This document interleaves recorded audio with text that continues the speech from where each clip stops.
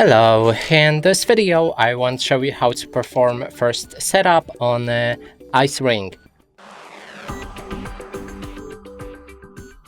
To do this, first you will need to download an app called ICE Ring. You can find it on the Google Play Store or I think also on the App Store for iOS devices.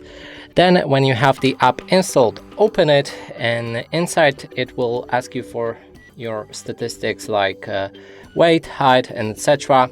Adjust it however you like, and then we'll be able to add our ring. Click on it, then your ring should show up right here. If it doesn't, then connect your ring to the charger and then wait a few moments till it's charged.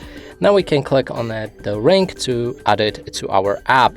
And that's it for this video. Hope you like it. Please consider subscribing to our channel, leave a like and a comment below.